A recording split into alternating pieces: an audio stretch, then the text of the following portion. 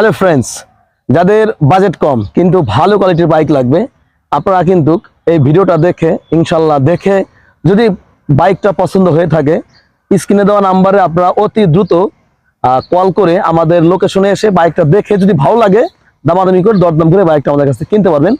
2020-এর model, 2023 registration করা, digital plate smart card, Faridpur BRT এর 2 বছরের কাগজ কমপ্লিট। বর্তমান কাগজের মেয়াদ আছে 2025 সালের নভেম্বর মাস পর্যন্ত।